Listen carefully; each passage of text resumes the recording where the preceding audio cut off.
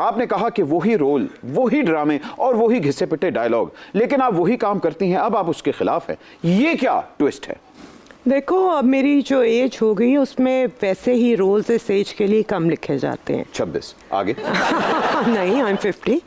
और वो कुछ उनमें ऐसा है नहीं है जिससे आप कोई माशरे में तब्दीली कर सकें। अच्छा, okay. या कोई मैसेज दे सकें। हमारे स्क्रिप्ट इतने घटिया हो चुके हैं और इतने बुरे हो चुके हैं कि वो सिवाय रोती औरतों को दिखाने के और जालिम सासों को दिखाने के और कुछ कर ही नहीं रहे। अच्छा, मुझे बताएं, आपने बहुत दफा अपने को स्टार्स के खिलाफ भी बोला है। मसलन अभी हाल ही में फिरोज वाली जो हुई थी कंट्रोवर्सी, उसके अंदर आपने फिरोज के साथ काम भी किया, लेकिन बाद में आपने उसी के रोल को आपने कहा कि मैं इसको इंडोर्स नहीं करती। मेरा जब ये स्क्रिप्ट मैंने पढ़ा था और जब हमारी इस पर डिस्कशन भी हुई थी, तो वो मार कुटाई वाली बात पे मैंने तब भी कहा था कि इसको मत करना इस तरह।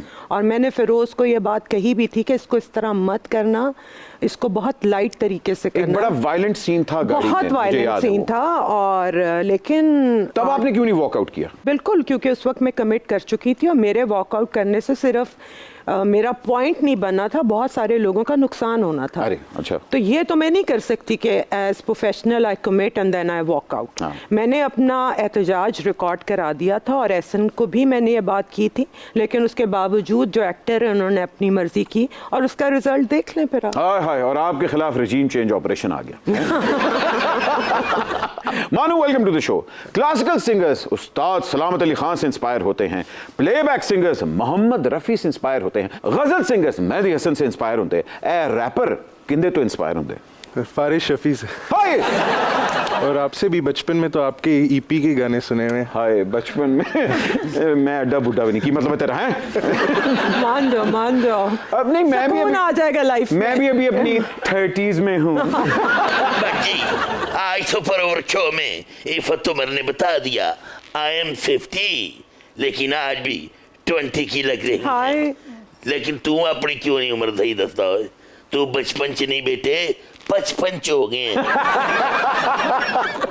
जी, आज हम भरे दरबार में अपना डार्क सीक्रेट बताएंगे। बाखुदा हम बहुत अच्छे रैपर हैं। जब हम खयाम की रुबाइयों के रैप बनाकर एक ही सांस में चले जाते हैं तो बाखुदा जोधा भाई हमें खुश होकर यो यो अकबर सिंह कहती है। एक सुपर मॉडल और एक कामयाब एक्ट्रेस के लिए माँ का रोल करना बहुत मुश्किल फैसला होता है। तो आपने क्या ये अचानक फैसला किया था या आपने पहले महफूज किया था? नहीं, मैं हकीकत पसंद औरत हूँ और आई अंडरस्टैंड कि विद एज यू एज और उसके अपने लिमिटेशंस होते हैं। और ऑब्वियसली मेरी अपनी 22 साल की बेटी है, तो मैं इन बच्चों की माँ ही बनूंगी। अब उनकी हीरोइन बनने से तो रही। क्या बात कही आपने। औरतों में ऐसा हौसला बहुत कम देखा जाता है। हालांकि हमारे तो हीरो यहाँ डेंटिंग पेंट करा के अगले 10-15 साल आराम से निकाल लेंगे। Good for them, good for them.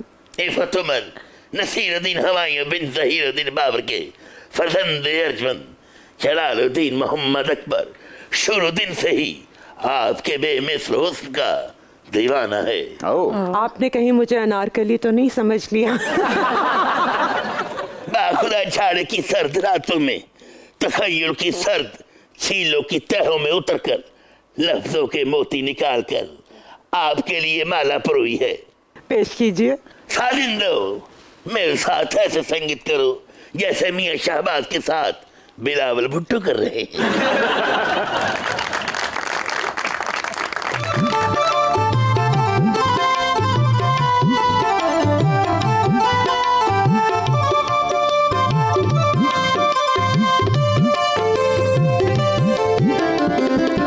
Iffat तुम मिल जाओ, ज़माना छोड़ देंगे हम।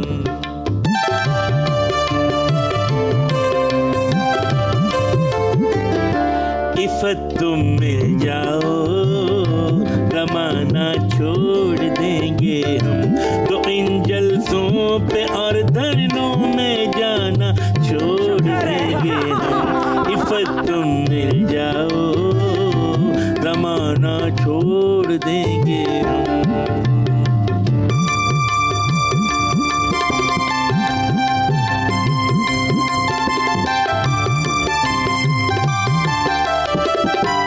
हुकूमत हाय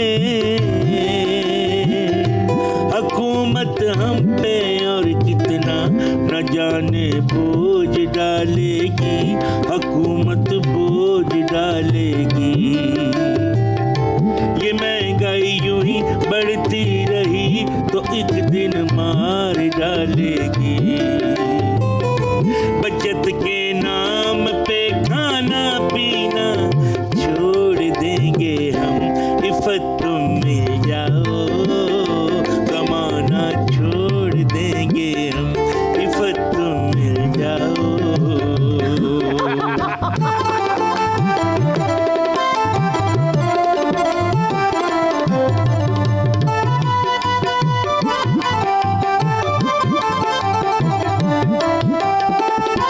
सभी कहते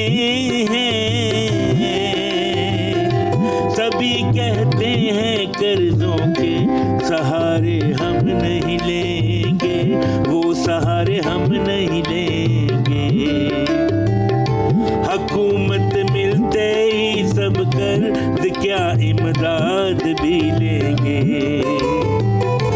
हकायक कौम को अपनी बताना छोड़ देंगे हम इफ़्फ़त तुम मिल जाओ ज़माना छोड़ देंगे हम इफ़्फ़त तुम मिल जाओ ज़माना छोड़ देंगे हम तो इन जलसों पे और धरनों में जाना छोड़ देंगे हम इफ़्फ़त तुम मिल जाओ ज़माना छोड़ देंगे हम इफ़्फ़त तुम मिल जाओ ज़माना छोड़ देंगे हम वाह जी वाह ए ਤੁਹਾਡੇ ਕੋਲ ਟੁੱਟੇ ਪੈਸੇ ਆਏ ਤੇ ਜ਼ਰਾ ਇਹਨਾਂ ਨੂੰ ਦੇ ਦਿਓ आहो बाटली में खांसी की दवाई ले आनी इफ़त जी आपके लिए इन्होंने ये खराज तहसीन पेश किया क्या कहेंगी मैं बस यही कहूंगी कि सारा मसला लगता है इफ़्फ़त दे नाम मिलन वास्ते ही होया है। मैं मिल जाऊंगी तो मुल्क ठीक हो जाएगा। इफ़त जी एक आपका बड़ा मशहूर इंटरव्यू था नुमान एजाज साहब के साथ जहां उन्होंने अपनी रोमांटिक नेचर के अंदर कहा था यार मैं तो बड़ा शाते ना मैंने मेरी बीवी को तो पता ही नहीं लगता तो ऐसे मर्दों के बारे में आपकी पर्सनल ओपिनियन क्या है As far as that interview is concerned, that was a joke among two friends. Exactly So उसको मैं सीरियसली ले ही नहीं रही, वो sarcastically ये बात कर रहा था और उन लोगों के बारे में बात कर रहा था जो ऐसे होते हैं। हाँ So वो इंटरव्यू आप लोगों ने गौर से अगर नहीं देखा तो वो बिल्कुल मजाक वो आउट कर ऑफ रहा था। कॉन्टेक्स्ट क्लिप को लिया गया था गया है और उस जमाने में वैसे ही मेरे बारे में बहुत कैंपेनिंग हो रही थी तो उसको भी उठा के लोगों ने बहुत तशहीर उसकी कर दी so I don't take it seriously और ना मैं उसके बारे में बात करना चाहती हूँ अच्छी बात है आपने क्लेरिफाई कर दिया और हमने मान भी लिया